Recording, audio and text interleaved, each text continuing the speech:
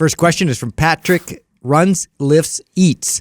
Thoughts on drop sets as a finisher? Okay, so first off, when someone says finish, what they mean is at the end of a workout. And I'm going to take that out of the question and really just talk about the value or non-value of a drop set. Because then we can talk about where you'd want to put it, the value of putting it at the end or the beginning of a workout. So essentially a drop set is when you do a set with an exercise until it gets real intense, and then you drop the weight and then you do more reps. So it's like if I'm doing laterals and I'm using, let's say, 20-pound dumbbells, and I do 10 reps, and I'm like, oh, I don't know if I could get another rep, and I drop them, and then I grab 15-pound dumbbells, and then I do maybe 4 or 5 more, and then I can't anymore, and I put those down, and I go 10 pounds, and so on. So some people call them run the rack, other people call them drop sets. They're high-intensity builders. They're very intense.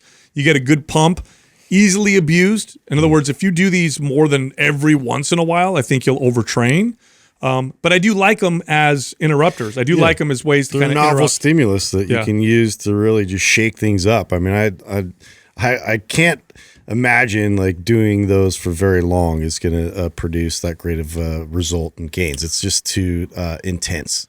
They got really popular in the bodybuilding community. In fact, that's where this term comes from. Yeah. It's like the finisher exercise.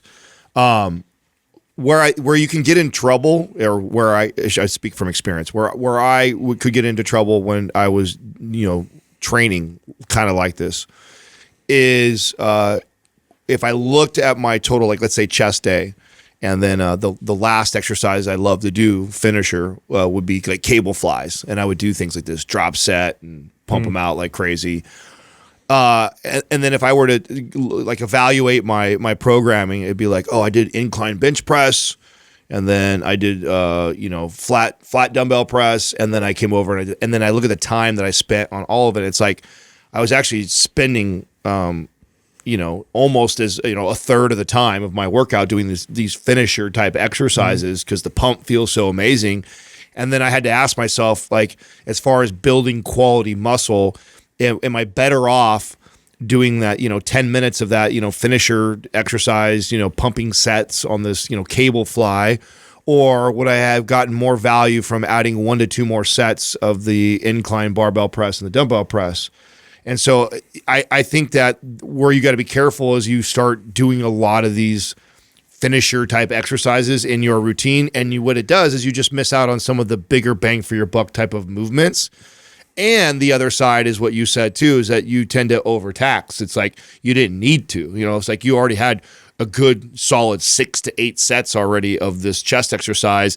It's not necessary. If anything, you are just going to prolong the recovery of that, and you should be hitting that muscle again in 2 or 3 days. And now in that third day, because you overdid it with this finisher, you now are going to go into that work less effective. You know what I like the drop sets for? When I'm really limited on time. Yes. And I have I can only do 1 or 2 sets, and then I'll make them real intense. And I'll do it that way. I love that because they remain novel for me, because it doesn't happen that often where I'm like so confined. I only have a 20-minute workout or something like that. Obviously, that's what I'm running right now, but I'm saying in the past, where I would only have 20 minutes, and it's like, okay, this makes sense right now. Like I haven't done drop sets or, super sets or even little bits of like mini circuits. Like I never trained that way. Here's a great time because I'm limited on time. That's how I like to use stuff like that. I mean, to me, it's very similar to like just structuring something like 100 rep exercise. Like I'm just trying to get through like maybe 2 or 3 exercises to do 100 reps of. And it's just like, okay,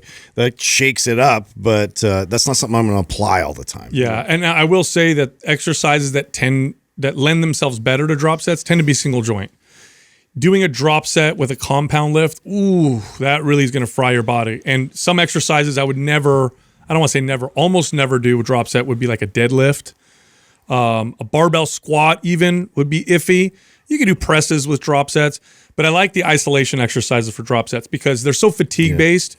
That when your form joints much better. Yeah, and your form starts to break down a little bit. And compound lifts, when your form breaks down a little bit, the risk of injury goes up a lot. Whereas with the single joint exercise, if I'm swinging a little bit or my form goes off a little bit, it's not nearly as risky. So I don't necessarily like drop sets for compound. See, I agree with that, but the problem, that's what ends up happening is what I was saying. Like, so you end up doing the, it's like tricep push down or cable curls, or you're doing these kind of like, And it's like, and then when I look at less maybe a impactful weeks of training, exercises. it's like I've had all these. It's like junk volume. Yeah, exactly. I have all these finisher exercises that I've done in the week, and it's like, and when I look at them and I know the value of those in comparison to an overhead press, a barbell squat, it's like, man, would I have gained more, or would I have got more value in the pursuit of building muscle, burning body fat, sculpting my physique, which is what I was in the business of? Would I have gotten more value from doing a couple more sets of overhead press or deadlift, and with that same time? And I think the answer is yes. 8 out of 10 times yes. Yeah. Right? There's a couple times when the drop sets are good and novel, but I agree with you 100%. Right. Which is why I rarely ever program them in clients' workouts. Rarely. And if I did, it was for the novelty effect, maybe to build a little stamina, Or the endurance, time thing. or time. To me, time thing it makes the most sense. It's like it's a great tool. You can get great results from it. Use it when it applies. I'll probably do a drop set once a month, and it's usually with laterals, and it's usually when I have to do shoulders, and I have like 10 minutes. That's it. Okay, so there's one more thing that we should add then, because this matters too, and we talk about this a lot. It's novel, it's different, it's fun. So if there's this part of like, I want to shake my workout up, and do that, but the reason why it's important that we answer it the way we did at the beginning is just like, you're not getting more, in my opinion, or it's not more valuable than, and it could be better to do something potentially else. That doesn't mean that, hey, it's fun to be creative with the workout sometimes and shift your mindset. You know who should look into drop sets? If you've already built a great physique and you've been working out for a long time consistently. But everybody else, the people who tend to be attracted to drop sets, are the ones that are like, I'm trying to get in shape. I'm trying to get my body in shape. I read this article. They're the ones that shouldn't be doing this. Or I saw this guy. Yep. Yeah. Next question is from NM Moose 1992. What is your opinion of the decline bench? I have never added it to my programming. Am I missing out on something, or is it just a pointless movement if I'm doing flat and incline bench presses? I feel this. Yeah, all exercise, I guess, have some value depending on how you're applying them. But the decline is an exercise. It's probably one of the least programmed exercises in the workouts I've ever designed. Yeah. I think dips, if I'm going to do a movement where I'm pressing in that angle, I like body weight dips. I think they're Much superior. better. Yeah. A decline bench press. You know why people like, this is a little controversial. Because it's easier. I think people like decline pressing That's not because they can throw controversial. weight on the bar. That's a fact. Yeah. I went through a period of my life for almost 2 years where I did decline bench, and it was the only period of my life where I did that. And the sole reason why I liked doing it was because I could put 3 plates on. I couldn't put 3 plates on at that point on a regular bench press, but I could do it on a decline.